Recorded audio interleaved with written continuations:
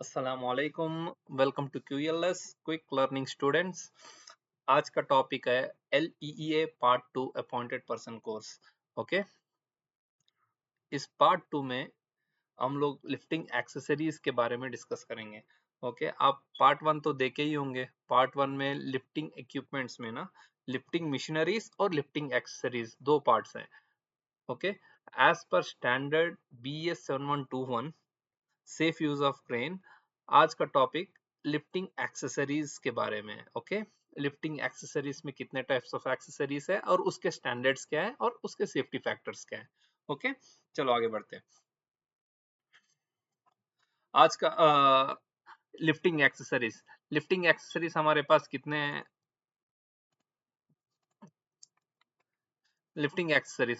हैं chain slings, web slings, shackles, eye bolts और spider beams. इसको लिफ्टिंग एक्सेसरीज बोलते हैं as per standard BS 7121 safe use of crane. Okay, first of all इस lifting accessories का safety factors मालूम करते हैं। ओके, ये एक्चुअली सेफ्टी फैक्टर्स है मैन्युफैक्चरर्स के बारे में। मैन्युफैक्चर इसको लेता है। जब भी मैन्युफैक्चरर ये chain sling, wire rope, shackles जो भी आइटम मैन्युफैक्चर करता है उसका स्टैंडर्ड्स के हिसाब से सेफ्टी फैक्टर्स वो लोग रखते हैं। वो सेफ्टी फैक्टर्स में वो मैन्युफैक्चर करना है। अभी हम लोग जो LEEA टॉपिक डिस्कस कर रहे हैं पूरा ब्रिटिश स्टैंडर्ड्स है।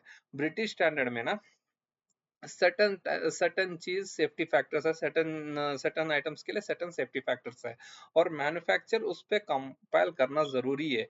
अगर वो सेफ्टी फैक्टर्स नहीं रखेगा तो वो BS स्टैंडर्ड्स के मुताबिक नहीं काम कर सकता। ओके, वो मार्केट में नहीं बेच सकता as per BS standard. Okay, चलो first thing chain sling. Actually safety factor क्या है?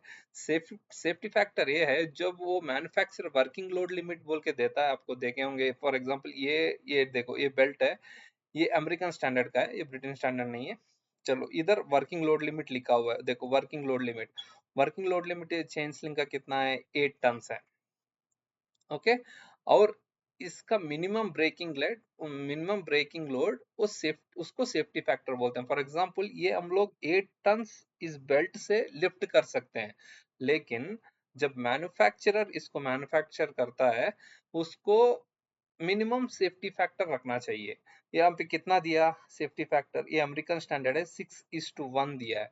ओके, 6:1 मतलब ये 8 into 6 अप्रोक्सीमेट 48 टन्स पे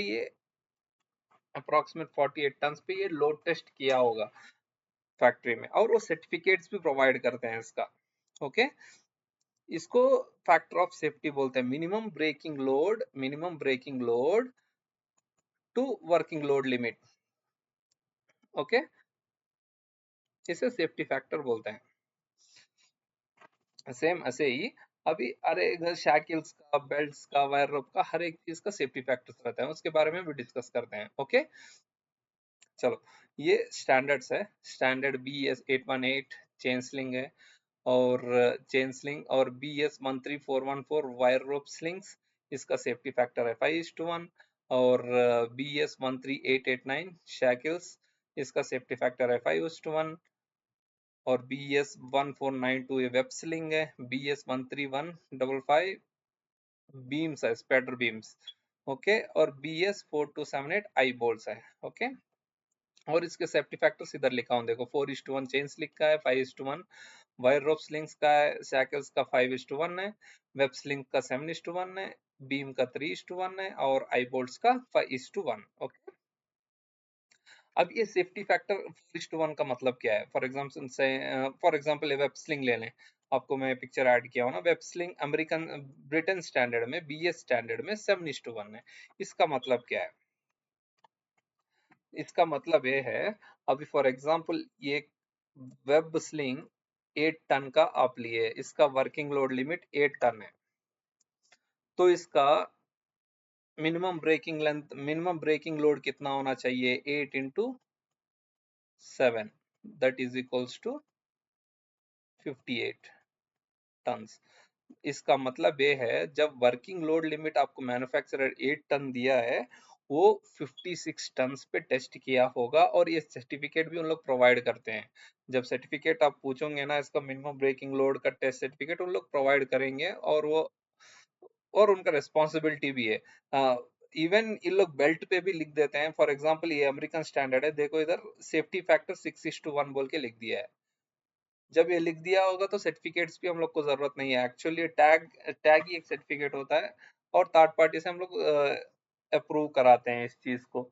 ओके, और जब परचेज भी करते हैं एक सर्टिफिकेट देता है वो सेफ्टी फैक्टर उसके ऊपर क्लियरली लिखा रहता है।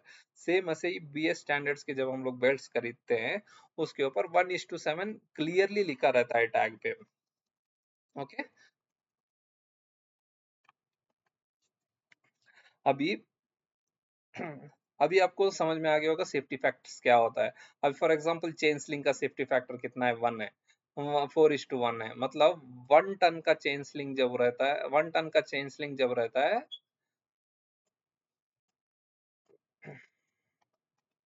1 टन का चेन स्लिंग जब रहता है, वो मैन्युफैक्चरर वो 4 टन्स पे टेस्ट किया होगा। डेफिनेटली टेस्ट करना है, वो सेफ्टी फैक्टर है। ओके, चलो अब इसका ब्रीफ नेक्स्ट स्लाइड्स में देखते हैं क्या है। Okay, chain sling, chain sling BS818, इसका सेफ्टी फैक्टर है 4:1। ओके, चेन स्लिंग का ग्रेड मिनिमम ग्रेड 8 और ग्रेड 80 होना चाहिए, एंड ग्रेड 100 भी होता है। वो स्टील स्टील का ग्रेड है। चेन स्लिंग जब भी मैन्युफैक्चरर करता है, मैन्युफैक्चर उसका स्टील का ग्रेड है ये क्यों स्टील 8 लेते हैं, क्योंकि इसका steel grade 8, grade 80 and grade 100 में ना हाई स्ट्रेंथ रहता है, जो लिफ्टिंग के लिए यूज कर सकते हैं। बेसिकली कंस्ट्रक्शंस में ये ग्रेड ऑफ स्टील यूज करते हैं फॉर इक्विपमेंट्स में। ओके, आपको समझ में आया? जो स्टील चेन जो स्टील स्टील यूज करते हैं चेन बनाने में, उसका grade minimum grade 8, grade 80 and इधर लिखा नहीं हो ग्रेड 100 भी होता है। ओके, ये 3 यूज करते हैं मैन्युफैक्चरर्स। ओके, ये क्यों यूज करते हैं? इसका स्ट्रेंथ हाई रहता है। ये max basically equipments, heavy equipments में यूज करते हैं स्टील, क्योंकि इसका हाई स्ट्रेंथ की वजह से। ओके, अभी समझ में आया कौन से टाइप ऑफ ग्रेड्स यूज करते हैं। और नीचे EWL, effective working load length, इसका मतलब क्या है? इफेक्टिव वर्किंग लेंथ ये है distance between load bearing part of the chain sling. Okay, load bearing parts कौन सा है? डिस्टेंस। फॉर एग्जांपल, आप ये स्लिंग का ये लिंक है, ये लोड बेयरिंग पार्ट होता है। क्यों? ये हम लोग हुक को अटैच करते हैं, लोड बेयरिंग पार्ट ये है इसका। ओके, और नीचे ये लोड बेयरिंग पार्ट है, क्योंकि लोड इधर अटैच होता है ना। मतलब ये इस डिस्टेंस को इस डिस्टेंस को EWL, इफेक्टिव वर्किंग लेंथ बोलते हैं। Okay, distance between load bearing part of the chain slings. Okay, bearing point of the master link, bearing point of the master link मतलब ये, and bearing point of the lower terminal fitting, lower terminal fitting मतलब ये bearing point इसको बोलते हैं। यही load को connect होता है ना जाके, और हुक को ये कनेक्ट होता है ऊपर। इस चीज को, इस डिस्टेंस को इफेक्टिव वर्किंग लेंथ बोलते हैं। ओके,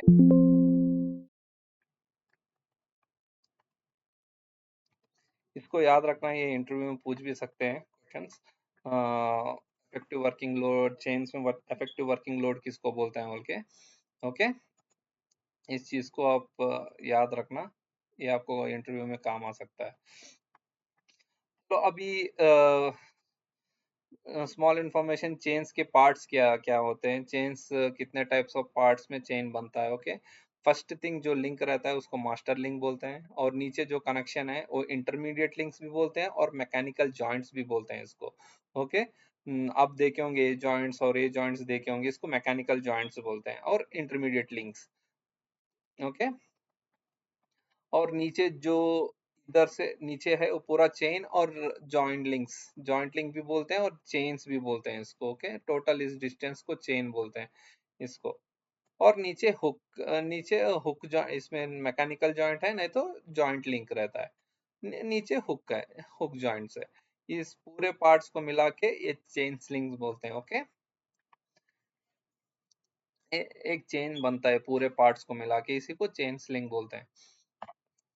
चलो, वेब स्लिंग्स। वेब स्लिंग्स में आपको तीन चीज देखना पड़ता है। फर्स्ट थिंग, वेब स्लिंग का स्टैंडर्ड क्या है? BS1472, और इसका सेफ्टी फैक्टर 7:1। आपको एक्सप्लेन किया हूँ 7:1 मतलब क्या है।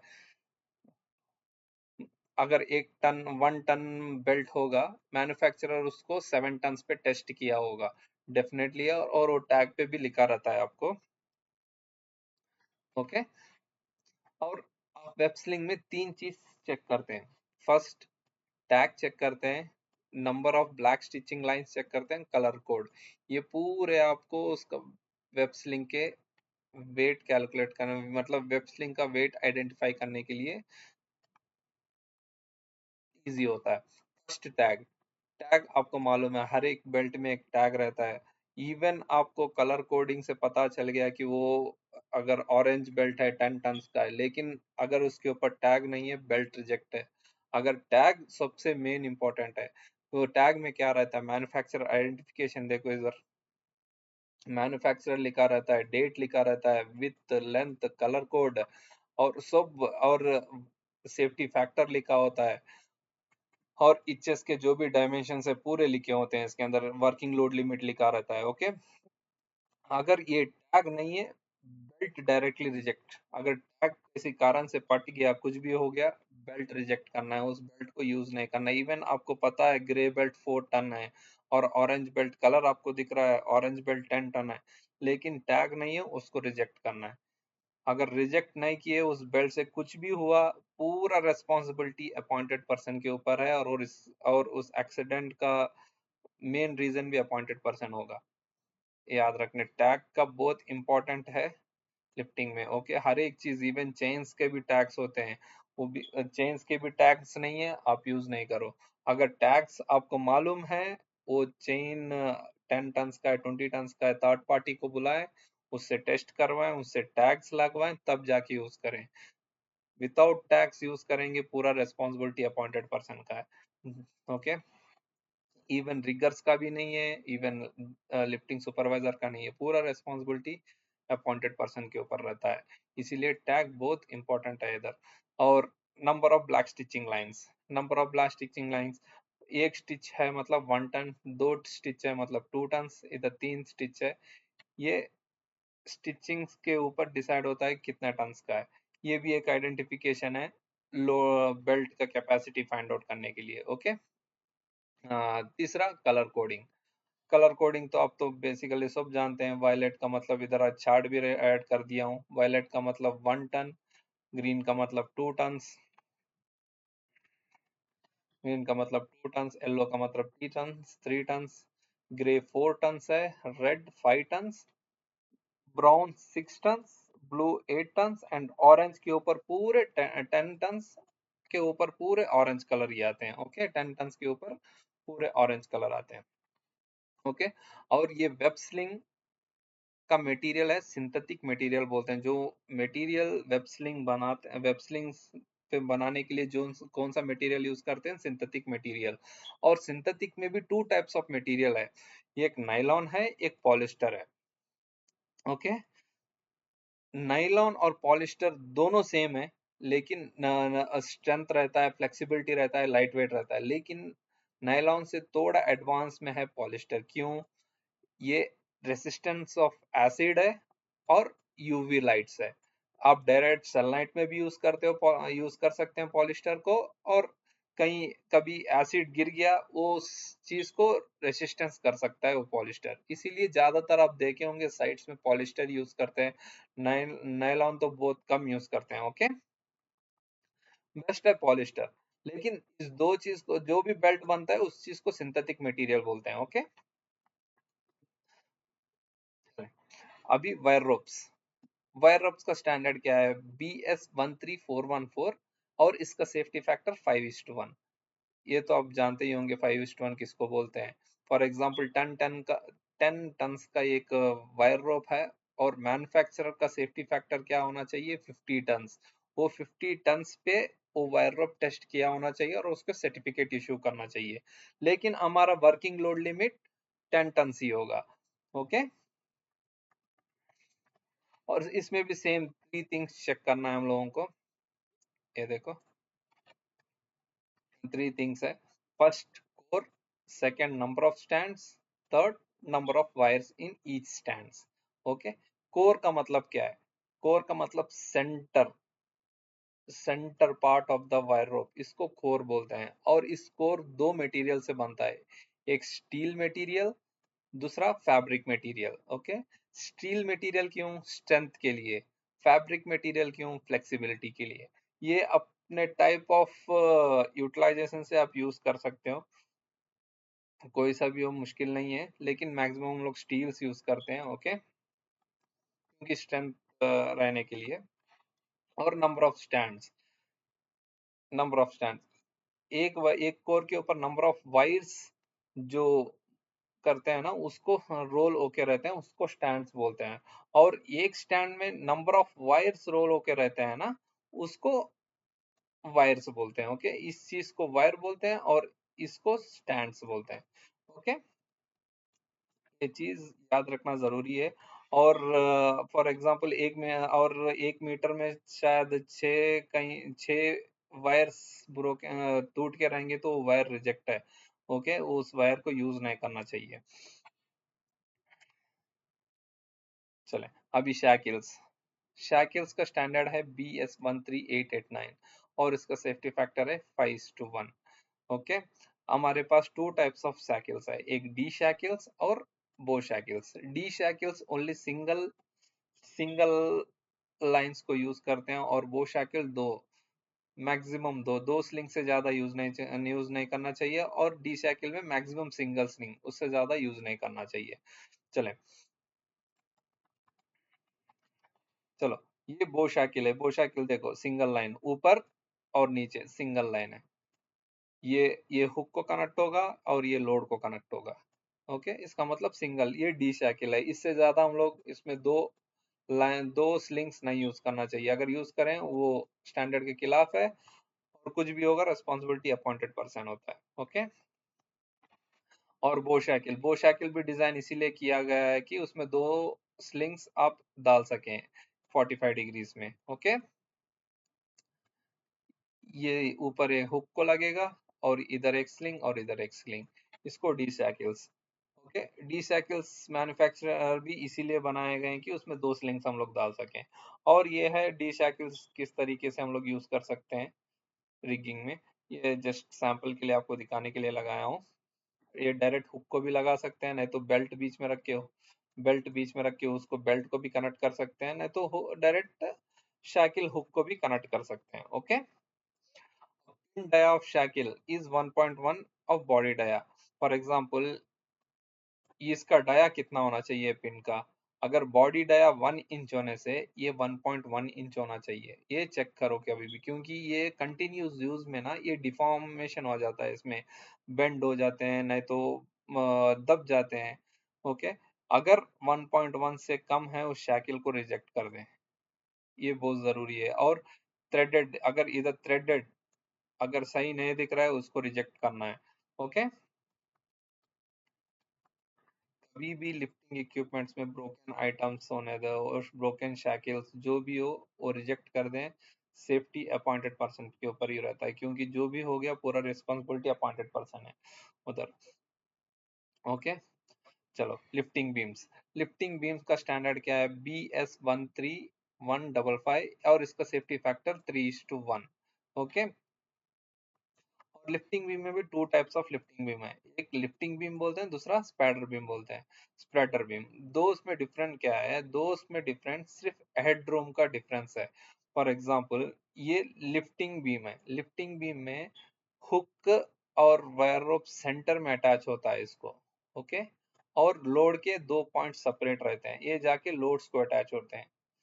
इसमें क्या होता है, कहीं आप फॉर एग्जांपल कहीं वेयर हाउस में ओवरहेड अगर क्रेन्स कहीं सेट्स में लेके जाना है वेयर हाउसेस में वगैरह, उसके अंदर आपको लिमिटेड डिस्टेंस रहता है, लिमिटेड क्लियरेंस रहता है, उधर आप लिफ्टिंग बीम्स यूज कर सकते हो, क्योंकि आपको ये लिफ्टिंग बीम अगर इधर 1 मीटर का भी वायर रोप रखोगे तो चल जाएगा, लेकिन स्प्रेडर बीम में ऐसे नहीं है। स्प्रेडर बीम आप देखें, ये मिनिमम डिस्टेंस होना चाहिए। फॉर एग्जांपल 6 मीटर का वायर रोप रहने, 6 मीटर का बीम रहने से ये वायर रोप्स भी आपको 6 मीटर के होने चाहिए, लेकिन लिफ्टिंग बीम में इधर 6 मीटर होगा तो आप इवन 1 मीटर का भी इधर वायर रोप यूज कर सकते हैं।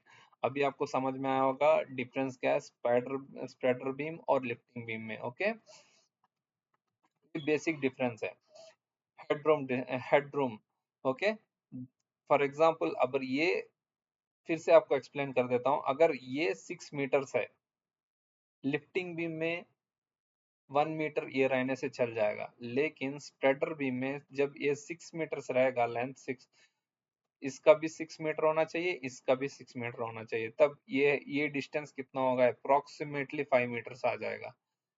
5 मीटर से तो नीचे नहीं आएगा, लेकिन आप यहाँ पे 1 मीटर यूज कर सकते हैं। इसका मतलब जब भी आप वेयर हाउस के शेड के अंदर काम करोगे, लिफ्टिंग बीम बेस्ट सूटेबल है, जिधर आपको लोअर हेड चाहिए होगा। ओके,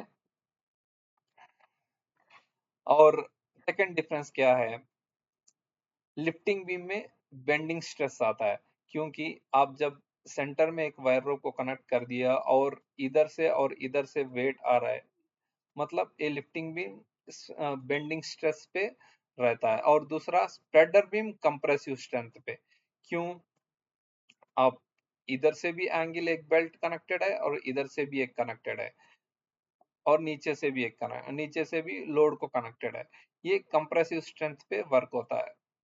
ओके, इसमें पूरे कंप्रेशन स्ट्रेस स्ट्रेस आते हैं और इसमें बेंडिंग स्ट्रेस आता है, यही डिफरेंस है इसमें। ओके, और लिफ्टिंग बीम और स्प्रेडर बीम को कैसे सेलेक्ट करते हैं हम लोग, किस बेसिस पे सेलेक्ट करते हैं, एक्चुअली स्टैंडर्ड क्या बोलता है, BS7121 के हिसाब, एक्चुअली स्टैंडर्ड क्या बोलता है, BS13155 के हिसाब से बीम कैपेसिटी ग्रेटर और equal to the load. For example 20 ton का लोड है आपके पास, बीम कैपेसिटी मिनिमम 20 टन होना चाहिए और 20 टन से हाइयर होना चाहिए। ओके, ये स्टैंडर्ड है, लेकिन रिकमेंडेशन क्या है, 140% ऑफ द लोड। ओके, 140% कितना होता है, 1.4 into 20, approximate 28 ton capacity, approximate 28 ton capacity का स्प्रेडर बीम चूज करने से सही है, लेकिन स्टैंडर्ड मिनिमम 20 टन और greater than 20 ton, not lesser than 20 ton, standard ये बोलता है।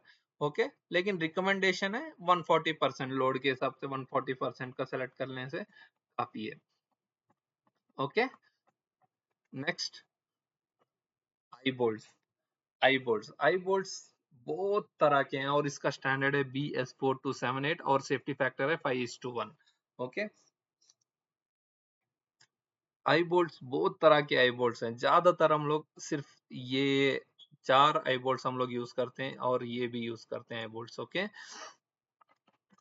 देखो, रेगुलर और प्लेन आई बोल्ट इसको बोलते हैं, और शोल्डर आई बोल्ट इसको बोलते हैं, सिविल आई बोल्ट्स इसको बोलते हैं, और मिशनरी आई बोल्ट्स इसको, लॉन्ग आई बोल्ट्स इसको बोलते हैं, और etcetera etcetera different types of eye bolts है, वो डिफरेंट कंडीशंस पे यूज करते हैं। ओके,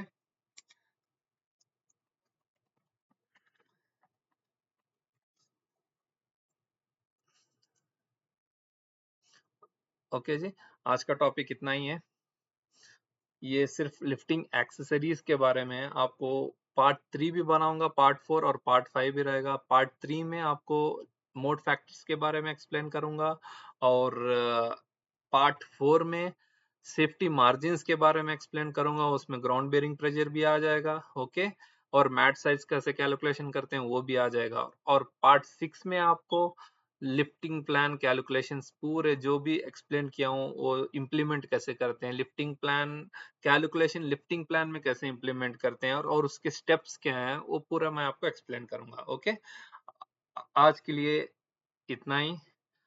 अगर ये वीडियो अच्छा लगे तो प्लीज सब्सक्राइब करें, लाइक करें और जिसको भी रिक्वायरमेंट है इस वीडियो को शेयर करें उनके साथ। जो भी रिगर्स हैं, जो भी लिफ्टिंग में काम कर रहे हैं, इस वीडियो को शेयर करें। Okay, thank you for watching. Bye bye, take care, Allah Hafiz.